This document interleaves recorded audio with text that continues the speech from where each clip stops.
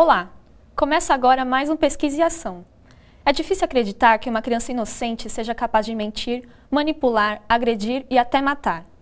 Será que é possível identificar traços de psicopatia em alguém tão pequeno? Quais são os fatores que influenciam esse tipo de comportamento? E o que os pais devem fazer ao notar alguma anormalidade? Para falar sobre psicopatia infantil, convidamos hoje a psiquiatra Sônia Palma, especialista na área de psiquiatria da infância e adolescência e presidente do Conselho Científico da ABRATA, Associação Brasileira de Familiares, Amigos e Portadores de Transtornos Afetivos. Em 2013, 5 pessoas da mesma família foram encontradas mortas. O suspeito, um menino de apenas 13 anos, Marcelo Pesseguini. Na casa moravam 2 policiais militares, pais do garoto, a avó e a tia. Marcelo também foi encontrado morto. Alguns pensam que ele era um psicopata, outros acreditam que o caso não tem nada a ver com esse distúrbio. Olá, Sônia, obrigada pela presença. Eu que agradeço o convite. Sônia, no caso Pesseguini, se Marcelo fosse diagnosticado psicopata, como que as pessoas poderiam diagnosticar isso, ele sendo uma criança? Então, quando a gente fala em criança, ele já era um pré-adolescente. Em criança, nós normalmente não falamos em psicopatia, porque a criança é um ser em desenvolvimento, então sofre influência da sociedade, dos pais, da escola, então nós falamos mais de traços que podem levar no futuro, se não cuidados, a um transtorno de personalidade do tipo da psicopatia. Nos pré-adolescentes também nós não falamos ainda em transtorno de personalidade, mas já começa a se delinear alguns traços, alguns jeitos que essa criança tem que você pode começar a suspeitar que se nada for feito, ele desenvolverá no futuro um traço de personalidade psicopática, como por exemplo, frieza, falta de sensibilidade, falta de ressonância afetiva, né? Eu vejo você triste, eu fico triste também. Normalmente, as pessoas que têm esse transtorno de personalidade, eles não têm essa sensibilidade, eles são o que chamam muito egocentrados, eles vivem muito para si, eles são as pessoas mais importantes e as outras vivem e são manipulados de acordo com as suas necessidades. Isso pode já ser visto em crianças muito pequenas, mas como traços, como um jeito de ser ainda na vida, não como uma personalidade a personalidade, quando a gente fala em personalidade, a gente fala em uma estrutura já emocional, cerebral, amadurecida e mais velha. Mas hoje, com tantas questões como essa que você trouxe, levanta essa questão de discussão se os adolescentes já podem ser identificados. Então, essas características que eu citei são as mais importantes. E existem outros sintomas além da frieza? A frieza é uma delas. A frieza, na verdade, tem que ser entendida como essa falta de ressonância afetiva, falta de preocupação com o outro, falta de sensibilidade. É um funcionamento anômalo da personalidade dessa pessoa considerada como psicopata, né? Mas o traço principal é essa falta de sensibilidade, de ressonância afetiva pelo outro. Eu sou mais importante, eu faço o que for necessário para o meu bem-estar. Se for necessário matar, eu mato, se for necessário roubar, eu roubo, desde que eu consiga satisfazer a minha necessidade neste momento. E como os pais podem identificar esses traços numa criança? Então, normalmente a escola identifica, né? São crianças que se envolvem muito em briga e muitas vezes elas não se envolvem diretamente na briga, elas conseguem de um jeito que o outro brigue por ela, né? Para que ela consiga aquilo que ela quer. Mentem, omitem, não se preocupam com os outros, provocam acidentes intencionais dentro de casa e na escola. Então já dá para perceber que são crianças que têm um comportamento, entre aspas, maldoso, né? Mas de uma alteração de comportamento, de conduta, já muito pequenos. Inclusive, nós temos esse diagnóstico, transtorno desafiante de oposição e transtorno de conduta e transtorno de personalidade. Não necessariamente, esses 3 são necessariamente em sequência. Uma criança que desafia os pais e os professores, não necessariamente eles precisam se transformar num transtorno de conduta, que é esse quadro mais grave na infância e adolescência, que são crianças que mentem, roubam, matam animais, judiam de pessoas, põem fogo na casa, destroem patrimônio, né? Se isso não for cuidado, essas crianças podem desenvolver um transtorno de personalidade lá pelos 15, 16, 17 anos. Então, os pais têm que observar desde pequeno até a adolescência o comportamento do seu filho e muitas vezes dar ouvido, escutar o que os outros falam, porque às vezes a escola fala: olha, o seu filho acho que roubou um celular, vamos investigar. Não, meu filho não fez isso. Meu filho é maravilhoso, né? Então, os pais acabam não levando em consideração, meio que passando a mão na cabeça dessas crianças, desses adolescentes, e esse quadro vai progredindo. Então, ficar muito atento mesmo, né? Você pode explicar esses 3 outros transtornos que você mencionou? Sim. Na infância, né, as crianças, como eu falei, elas vão se desenvolvendo de acordo com a sua maturidade cerebral, a sua idade. Crianças menores, 6, 7 anos, muitas vezes elas começam com atitudes que é desafiadora, que a gente chama de transtorno desafiante de oposição. Então, assim, fazer lição, não vou fazer. Ah, precisa escovar os dentes, não vou escovar. E faz birra, e chora, e não faz lição, esconde lição para não ter que fazer, rasga boletim, porque senão a família vai ficar brava, porque a nota não é boa, né? Então, isso a gente chama, na escola, responde para o professor, responde para os pais. Então, a gente chama isso de um primeiro transtorno nessa linha, que é o transtorno desafiante de oposição. Esse transtorno pode se resolver espontaneamente, ou ele pode se desenvolver para um quadro mais grave, que a gente chama de transtorno de conduta.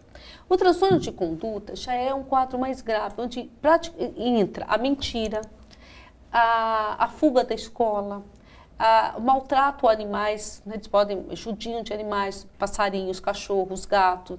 Eles podem pôr fogo nas coisas de casa ou da escola, destruir patrimônio, ficam pichando, quebrando coisas na escola, vandalismos, né? Desses adolescentes. Então, são quadros que podem machucar intencionalmente. Então, são quadros mais graves, mas que ainda não pode dizer que a personalidade está formada desse jeito. Por quê? Porque com intervenções familiares, a família bem atenta, professores atentos, terapias, eles podem não progredir para um transtorno de personalidade. Porque o transtorno de personalidade é a formação final, é como ele vai ser na vida. E aí não tem mais retorno, né, para um estágio anterior, porque a pessoa vai se consolidar com uma alteração, né, de funcionamento do seu jeito de ser, que a gente chama de personalidade, e nessa linha da psicopatia, né, que é mais frequente, a gente vê, né, os serial killers, os matadores em série, né, que a indústria, né, do cinema explora bastante toda essa situação, e isso são alterações de personalidade. Então, a estrutura da personalidade dela é desse jeito, e isso é mais grave, não tem tratamento específico para isso. E como podemos explicar a diferença de gêmeos quando um apresenta esses sintomas e o outro não? Então, por conta da epigenética. Porque, por exemplo, eu posso ter ser gêmea, mas eu não necessariamente, tudo que eu recebo do mesmo jeito. Então, um deles pode ter até uma herança, porque o patrimônio genético, a questão genética é muito parecida, mas a percepção do ambiente não leva a eclodir esse comportamento. E no outro, sim. Por isso que hoje a gente não trabalha só com herança genética, a gente trabalha muito mais com uma questão somatória, né?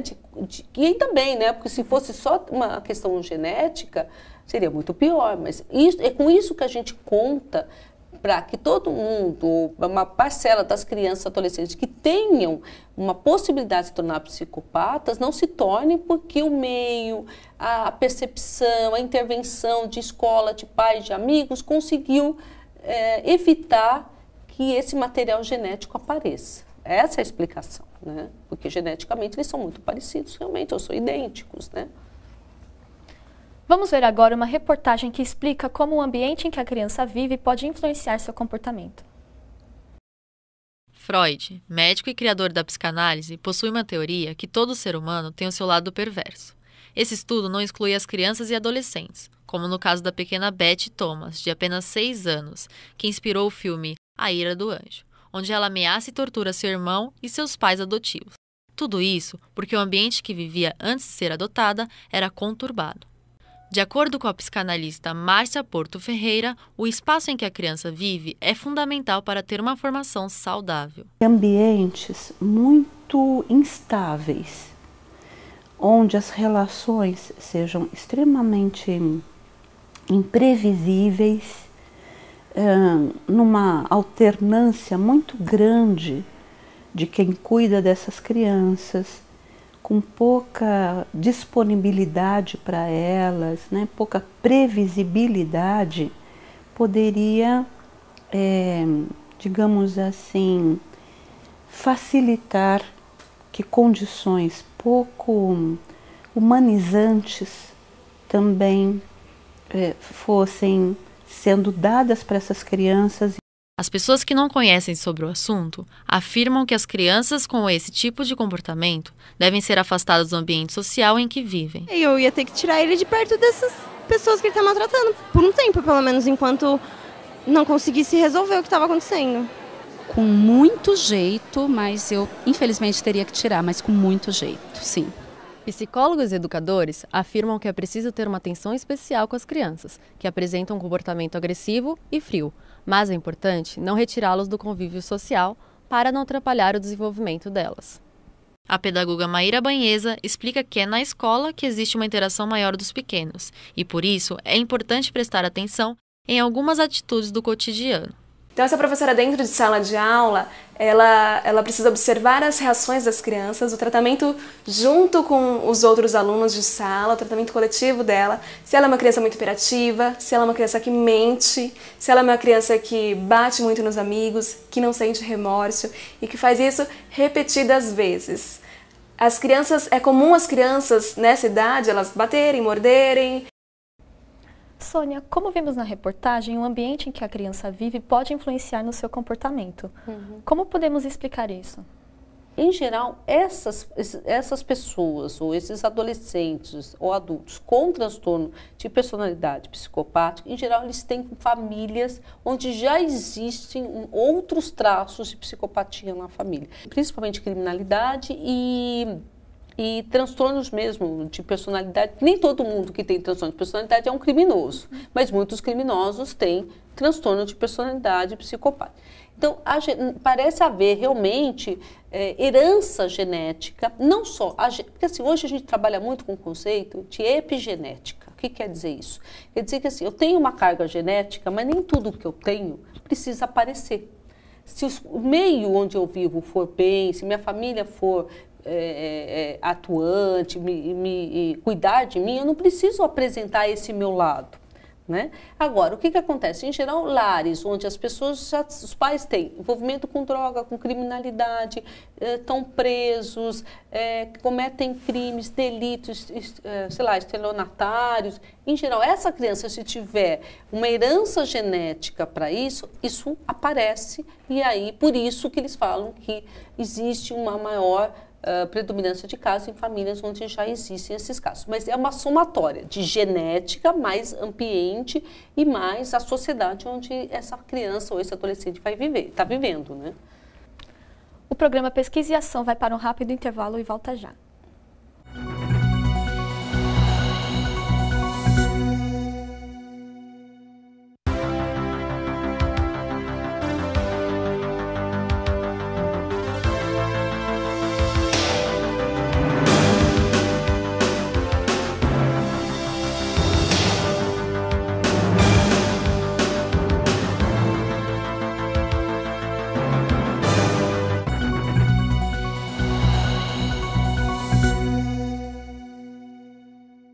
O Pesquisa e Ação está de volta. Estamos com a psiquiatra Sônia Palma, especialista na área de psiquiatria da infância e da adolescência. Sônia, raiva, mentira, são coisas que às vezes as crianças fazem. Em que ponto os pais devem se preocupar com essas atitudes? Eu acho que sempre. Na minha opinião, os pais se preocupam muito menos com esses pequenos indícios, né? É lógico que as crianças menores, elas sempre vão tentar buscar os limites, vai testar os limites dos pais. Então elas vão fazer birra, elas vão mentir, elas vão para saber até onde elas podem ir. E aí cabe aos pais colocar firmemente as regras para que elas não ultrapassem esse limite da experimentação e da testagem de limites. Então, num primeiro momento, essa questão até é mais ou menos esperada que crianças pequenas façam para poder saber até onde elas podem ir. No crescimento, com o crescimento, essas questões elas têm que ser olhadas com cuidado, porque uma criança que tem o hábito de mentir, né, ela pode levar isso para a adolescência e para a vida adulta, e com todos os prejuízos que é um mentiroso na nossa sociedade. A birra também, se a birra não for controlada, não for entendida, não for principalmente controlada pelos pais, podem gerar adolescentes imediatistas, impulsivos, com baixa tolerância à frustração e que pode, então, até no tema da nossa conversa, ir para uma área, né, de furto, de roubo, de tráfico de drogas e outras questões ligadas a isso. Então, para os pais que estiverem nos ouvindo, né, não achar bonitinho a birra, né, a mentira, não, mas ele só não contou isso, não. Todas essas questões, todos esses itens têm que ser levantados, discutidos e trabalhados com a criança e com o adolescente. Você já atendeu algum caso de psicopatia infantil?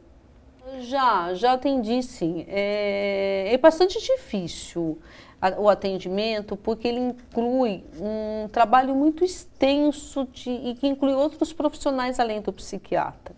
Porque essa é uma questão que envolve escola, às vezes envolve conselho tutelar, né? Envolve muitas vezes até medidas judiciais, né? Porque às vezes algumas crianças já até foram para atos infracionais, então em medidas socioeducativas, né? Então envolve justiça, envolve escola, envolve pais, envolve a própria criança, mais o adolescente, o próprio adolescente.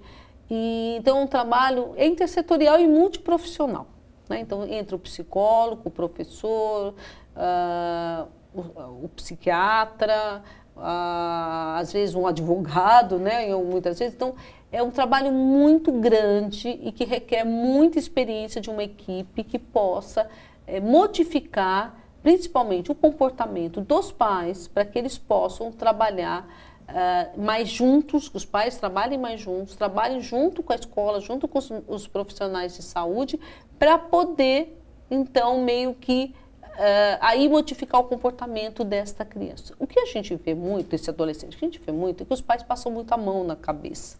Né? É como se fosse, imagina, meu filhinho não faria isso, ou meu filho... não é possível, está exagerando. E perde-se um tempo, né, até cair a ficha dessa família e atitudes realmente que possam combater ou possam modificar esse comportamento realmente sejam feitas. Né? Como a psicopatia infantil é tratada?